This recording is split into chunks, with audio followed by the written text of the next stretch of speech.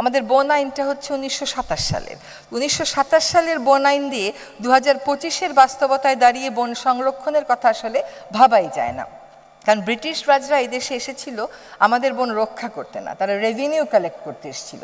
আমরা সবসময় শুনে এসেছি যে এনভায়রনমেন্টাল পারফরমেন্সে বাংলাদেশের অবস্থান হচ্ছে 180টি দেশের মধ্যে 179 না, 180টি দেশের মধ্যে 179, 179।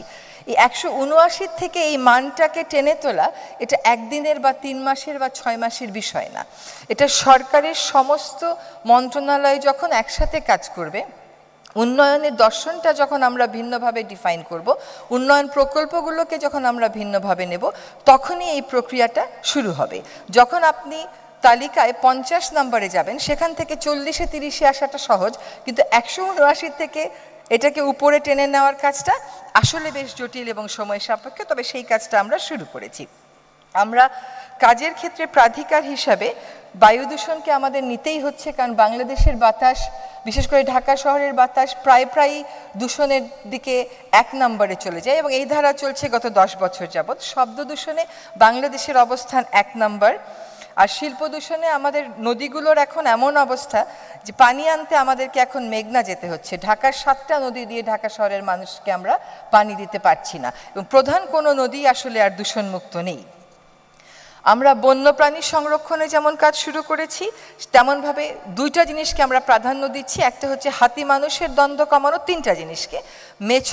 মেছো বিড়াল সংরক্ষণ, যেটাকে প্রায়ই মেছো বাঘ ভেবে মেরে ফেলা হয়। আরেকটা হচ্ছে বাংলাদেশ থেকে হারিয়ে গেছে, প্রকৃতিতে আর নেই, কিংবা প্রকৃতিতে থাকলেও মারাত্মক সংকটাপন্ন 3-4 বছরের মধ্যে হারিয়ে যাবে এমন বন্যপ্রাণীগুলো আবার প্রকৃতিতে ফেরত দেওয়া।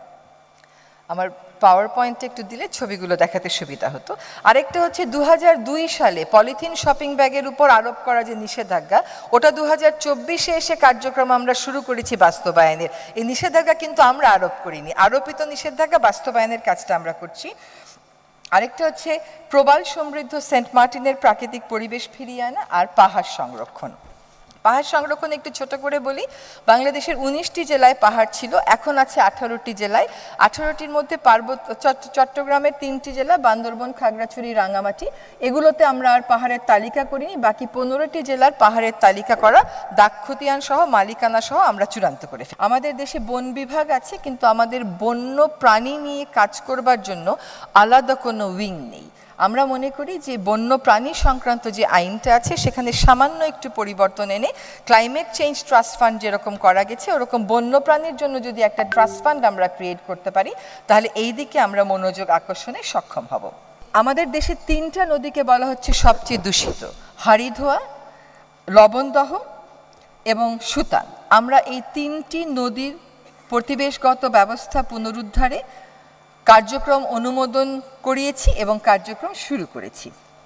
আমাদের একটু পরেরটায় যাবেন, যেখানে ছবিগুলো আছে। জি, দেখেন, এটা হচ্ছে এই বছরের মে মাসের ছবি। এটা সোনাদিয়া বনাঞ্চলে এইভাবে করে আগুন লাগিয়ে এই বনাঞ্চলটাকে, ওই স্ক্রিনটা দেখা যাচ্ছে, বনাঞ্চলটাকে এভাবে পুড়িয়ে দেওয়া হয়েছে। এবং পরের স্লাইডে যাই।